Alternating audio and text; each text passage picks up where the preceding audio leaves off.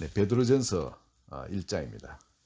베드로전서에 성도님들한테 여러 가지 인사를 하면서 우리가 믿는 도리, 이것이 얼마나 아름다운 것인지, 여기 이 성도님들이 정말 8절에 한번 보시기 바랍니다. 이 정말 못 말릴 일이죠. 예수를 너희가 보지 못하였으나 사랑하는도다. 이제도 보지 못하나 믿고 말할 수 없는 영광스러운 즐거움으로 기뻐하니. 여기에 이 사용된 이 기쁨이라는 이 단어가 정말 미친 듯이 기뻐하다, 그럴 때 사용되는 이 단어입니다. 이 보통 그 기쁨이라 하는 사용되는 그런 이 헬라 단어하고는 이 단어가 좀 다른 단어예요.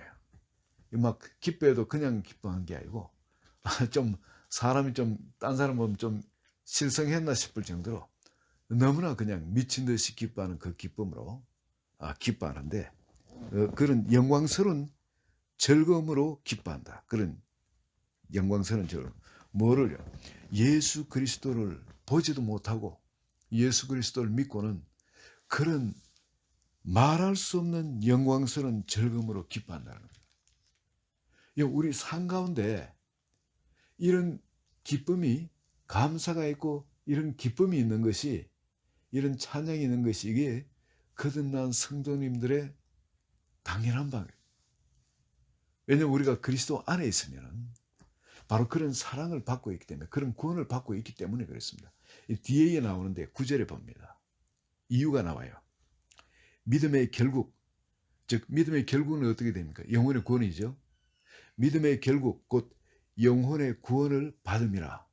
이 받았다는 게 이미 받았죠. 받고 또 진행입니다. 이게 보면은 받고 있는 것으로 나옵니다. 한 번으로 끝나는 게 아니고 지금 그 구원을 받고 있다는 겁니다. 그 구원을 지금 이뤄가고 있다는 겁니다. 우리가 예수 그리스도를 믿을 때 구원을 받았지만 구원이 이미 완성된 것이 아니고 이제 앞으로 계속 진행돼서 마지막 날에 완성되겠죠. 그런데 그동안에 지금 구원을 지금 받고 있다는 겁니다.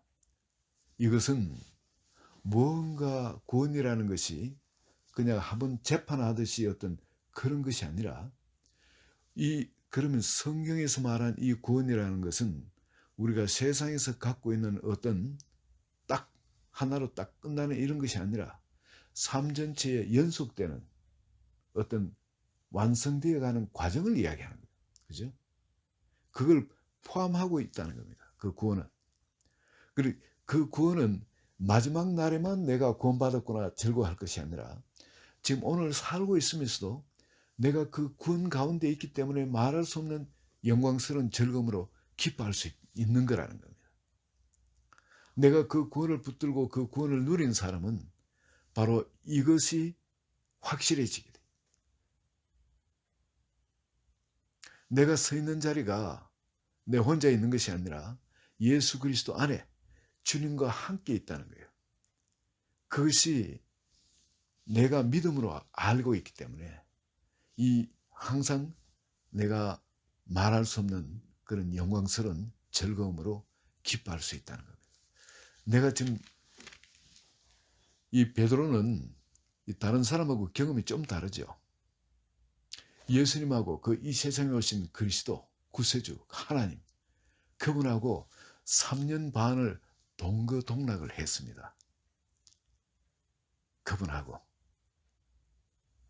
3년 반을 동거동락하면서 자기 눈앞에 계신 태초부터 계신 그 생명을, 그 하나님을 본바고 만진 바가 된 분입니다. 그분의 말하는 것이 삶에서 그대로 현실이 되어지는 것. 어떤 말씀을 하신 간에 그 말씀이 진리고 그 진리는 현실로 나타나는 거예요.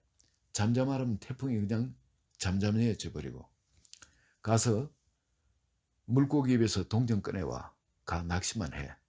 그럼 이 말도 안 되는 이야기인데, 가서 낚싯대를 던졌는데 동전이 올라오는 거예요. 물고기 입에서.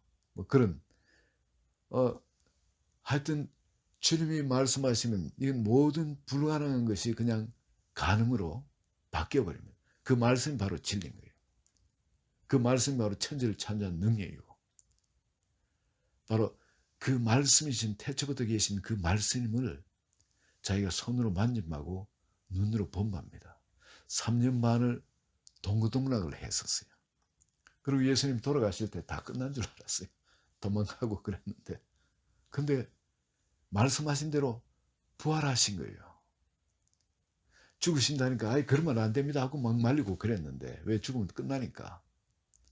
그런데 자기가 내가 3일 만에 부활하리라 하신 대로 죽으시더니 3일 만에 부활하신 겁니다.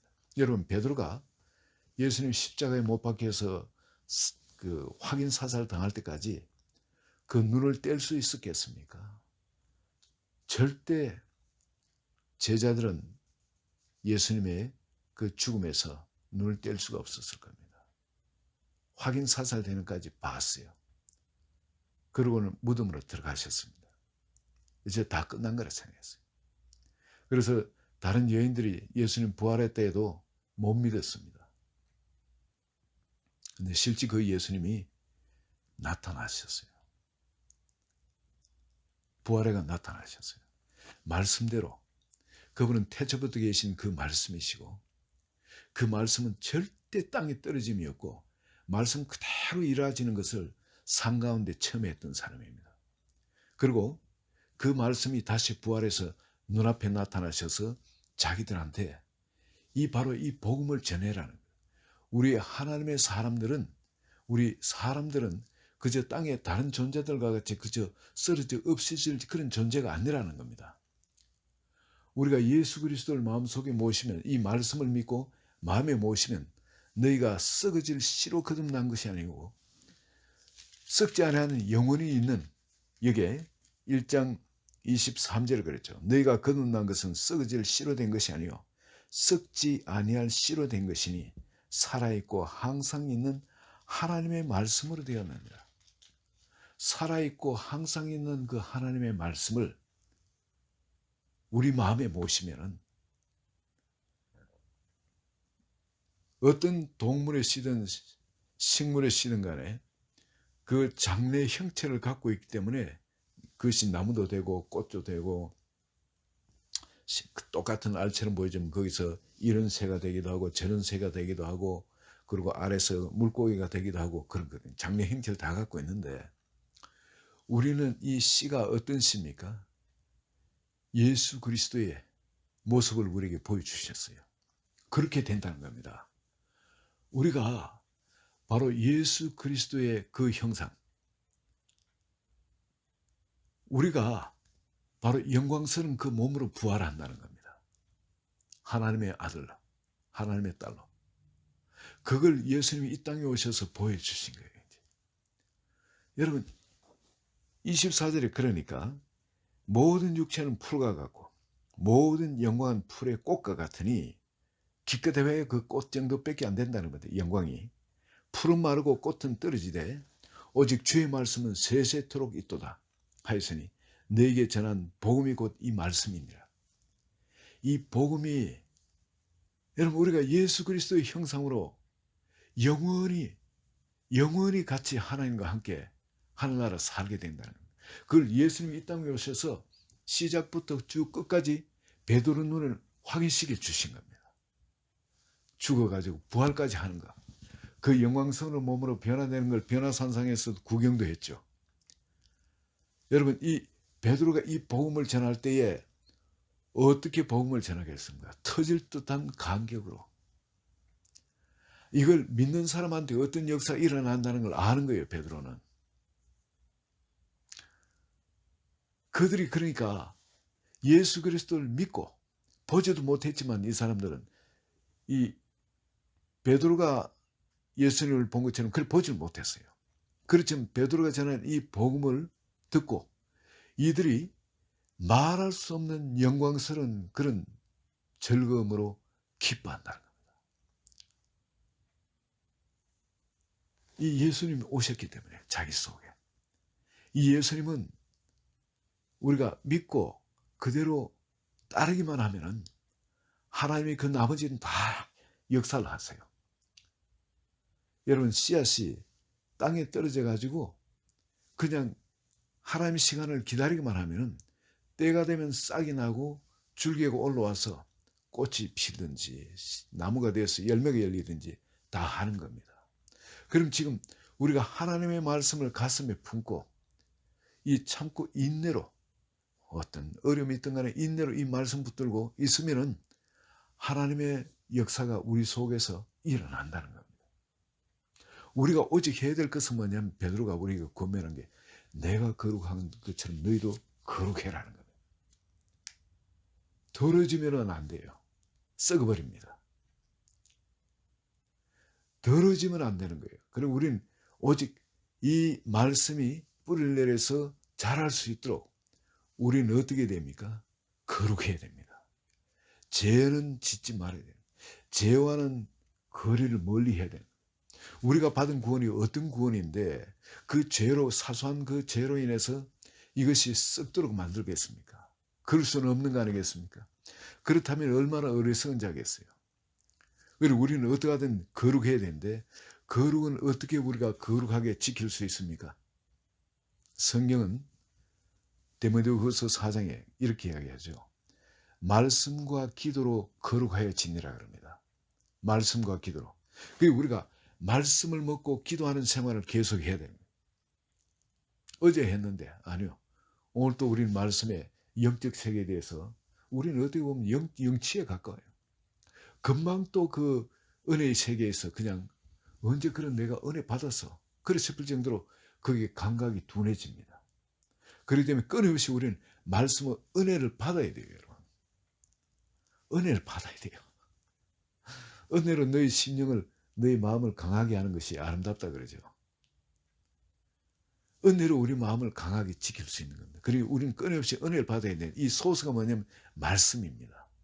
그리고 기도예요. 말씀과 기도는 너희가 거룩하여 짐이라 그럽니다. 우리가 말씀을 거룩하게 지킬 수 있는 건 말씀과 기도로 거룩해지고, 또 여기에 베드로 전서 2장에 보면은 또 말씀이 22절에 너희가 진리를 순종함으로 너희 영혼을 깨끗하게 하여 거짓이 없이 형제를 사랑하게 이르렀으니. 자, 진리를 순종할 때 우리 영혼을 깨끗하게 할 수 있다는 거예요. 진리를 순종할 때. 이게 무슨 말이냐면, 순종한 자에게 주시는 성령도 그러하다 말씀 있죠. 우리가 말씀을 기도하고 또 말씀을 보고 기도하고 할 때, 그럴 때 우리가 성령의 임재가 우리가 깨끗하게 되지만은, 그러나 순종하지 않을 때는 이 금방 날아가 버립니다. 그죠? 이 거룩이 금방 훼손됩니다.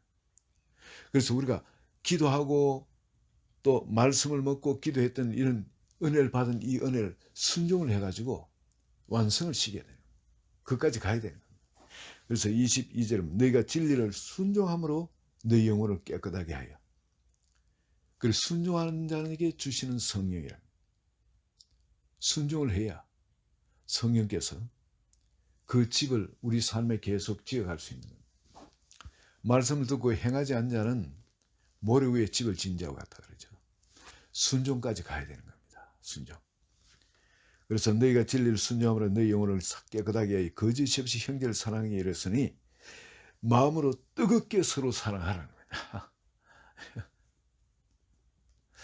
이 순종은 전부 다 어디로 인도하십니까? 하나님의 사랑으로 인도하십니다. 하나님 사랑 아니면 사람 사랑입니다. 우리가 순종하는 건 사랑으로 순종하는 거예요. 하나님 사랑 아니면 사람 사랑. 그리고 뜨겁게 피차 마음으로 뜨겁게 서로 사랑하라. 이 사랑하는 순종을 해라는 겁니다. 모든 것 부정적인 것 감사함으로 받고 그렇게 순종이 나올 때 하나님께서 우리 마음 가운데 놀랍게 역사를 하시게 되어 있습니다. 오늘 여러분, 이 진리가 내 가운데 들어와 가지고 이 말씀 말이죠.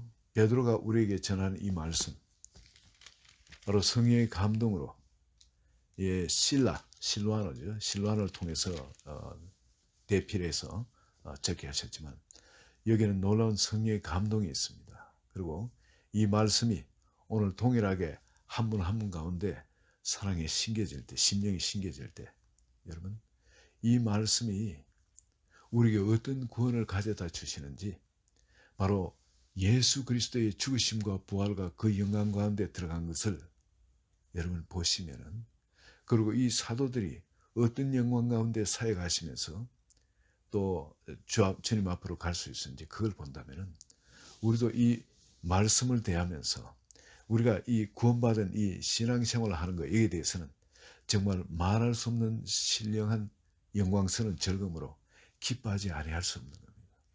오늘 베드로가 전하는 이 말할 수 없는 이 영광스러운 이 즐거움, 이 즐거움이 여러분에게도, 한 분 한 분에게도 오늘 저녁에 임하시기를 예수 그리스도의 이름으로 축원합니다. 같이 기도합니다.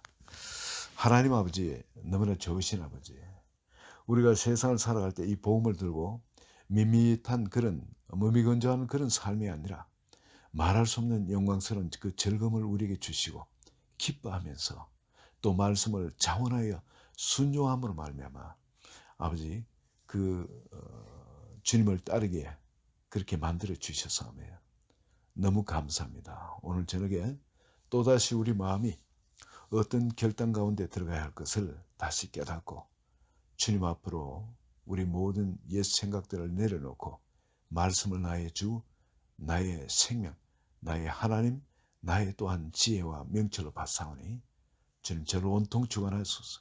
예수 그리스도 이름으로 기도합니다. 아멘.